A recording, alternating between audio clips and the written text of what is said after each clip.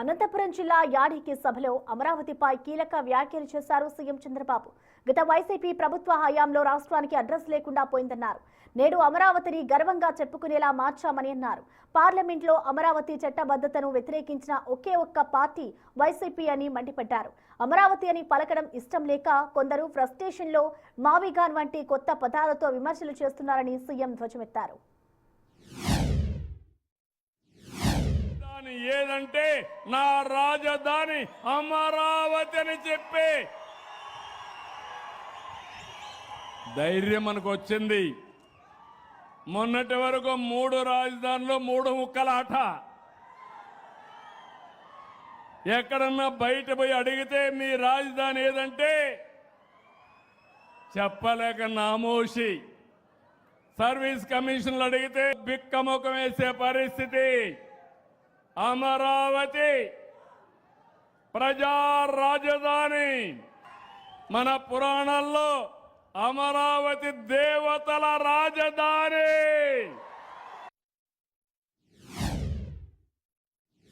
దేశమంతా మనతో నిలబడ్డారు.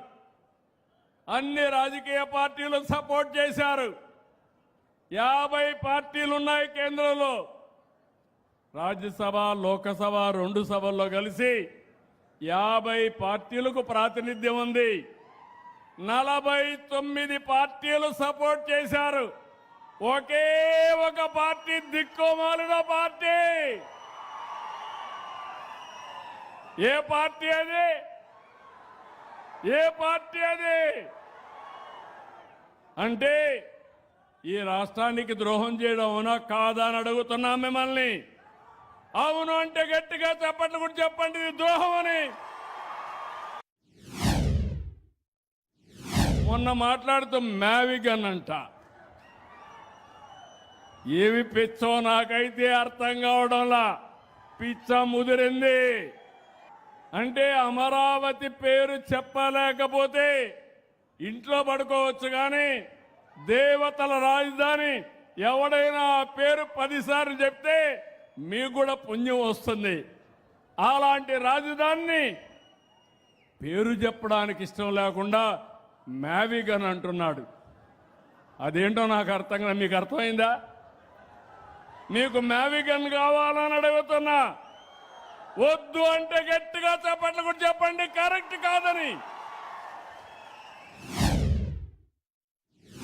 ఒకప్పుడు తీవ్రవాదులు ఉండేవాళ్ళు, ముఠా నాయకులు ఉండేవాళ్ళు, మత విద్వేషాలు క్రియేట్ చేసేవాళ్ళు.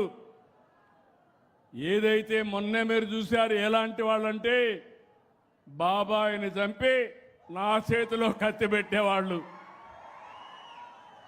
ఇది చూసినప్పుడు ఏం చెప్పాలో నాకైతే అర్థం కాదు.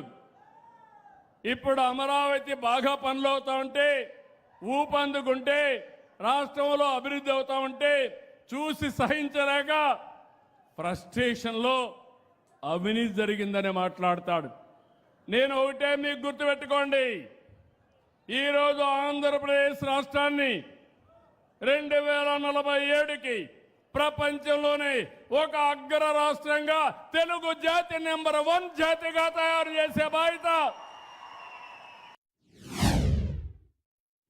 ఈరోజు నేరాలు ఘోరాలు చేసి తప్పించుకోవచ్చని నా మీద నేరం వేసే పరిస్థితికి వస్తున్నారు. నేను ఎప్పుడూ ఘోరాలు చేయను, నేరాలు చేయను, హత్యలు చేయను.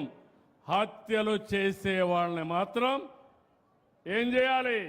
23 క్లేమోర్ మైన్స్ నా మీద బ్లాస్ట్ చేస్తే దానికే భయపడకుండా మీ ఆస్తులు మీ ప్రాణాలు కాపాడడానికి పూర్తిగా పనిచేస్తున్నా. అలాంటప్పుడు ఇవన్నీ కూడా నేను భయపడే పరిస్థితి రాదు. దేవాలయాలపైన దాడులు చేస్తారు. ఇదేంటని అడిగితే ఎదురు దాడి చేస్తారు. ఇదెక్కడ నీచమైన సంస్కృతిని అడుగుతున్నా. కావాలని కుట్రపూరితంగా దేవుని ప్రసాదం ఎక్కడికక్కడ కల్తీ నెయ్యితో తయారు చేసి దేవునికి కూడా ప్రతిష్ట పాలు తెచ్చే పరిస్థితికి వచ్చారు. ఇది చాలా దుర్మార్గం అని మీకు తెలియజేస్తున్నా. నేను వెంకటేశ్వర స్వామి భక్తుణ్ణి. ఆ వెంకటేశ్వర స్వామి నాకు ప్రాణభిక్ష పెట్టాడు. ఇది నాకు పునర్జన్మ తప్ప ఇంకోటి కాదు. నేను చాలా స్పష్టంగా అందరూ చెప్తున్నా, వెంకటేశ్వర స్వామికి అప్రతిష్ట పాలు తెచ్చే పరిస్థితి రానియను. ఎవరైనా చేసినా వదిలిపెట్టనని మరొక్కసారి మీ అందరికీ తెలియజేస్తున్నా.